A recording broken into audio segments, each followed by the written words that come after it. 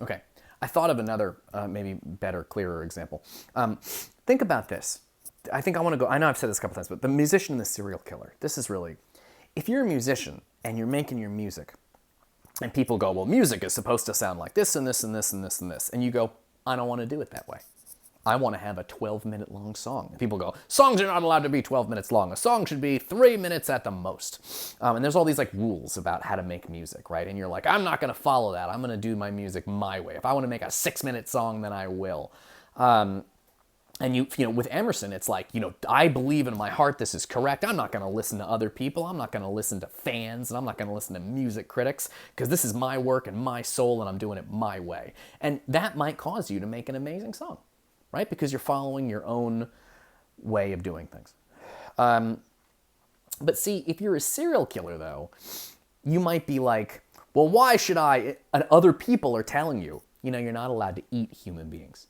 That's against the rules. It's against the law. No killing people and eating them. And then if you might read Emerson and be like, why should I listen to these other people? I'm not supposed to, my star, I shouldn't be revolving around their star. I should be my own star. You know, young boys have that nonchalance. They don't care about anything. They do whatever they want to do. And that's the way to live your life. I'm not going to listen to these critics and people telling me what laws to follow. I'm going to go out there and kill a baby and eat it.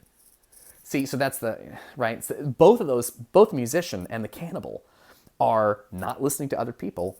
They in their heart, they know what they want and they go after it, and they're not going to overthink it or worry about it or listen to critics and listen to haters. They're going to do their own thing. But you see how different it is if you're doing this as a serial killer and a cannibal, or you're doing this as a musician who's making a 6-minute long pop song, right? So, okay, cool. Sorry, so let's go back to what Emerson's saying. So Emerson here says, that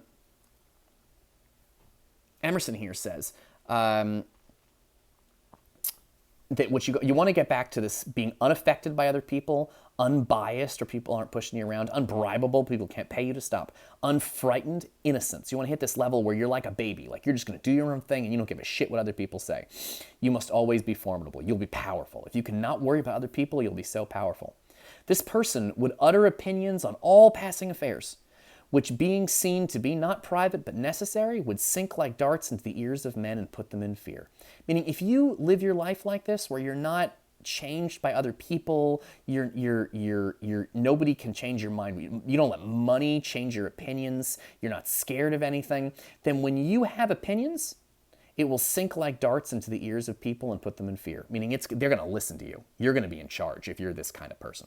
If you have that kind of confidence and you're not worried about what other people think all the time, then you're going to be the one who other people are going to listen to.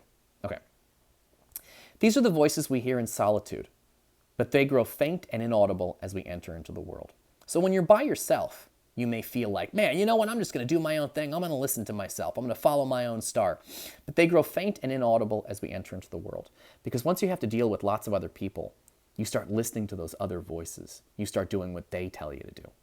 And that weakens that voice. You have a voice in your head telling you, you know what's right. You know what you want to do with your life. You know how you should live your life. But the world is such a big place full of people that voice becomes faint and inaudible as we enter into the world.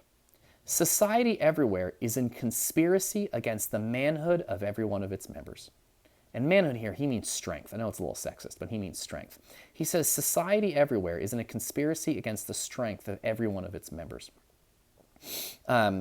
Society is a joint stock company in which the members agree, for the better security of his bread to each shareholder, to surrender the liberty and culture oft lie eater. Something's gone wrong with that sentence.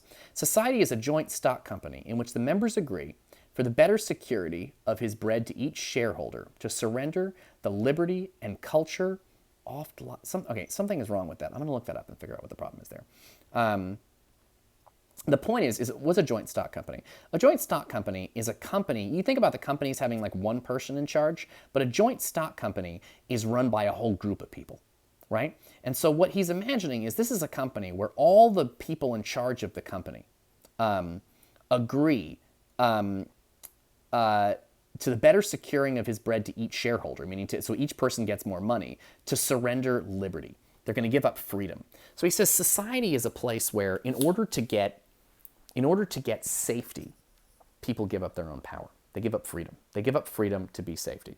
The way he puts it is that it's a joint stock company in which the members agree for better security of his bread to each shareholder to surrender the liberty, to surrender freedom.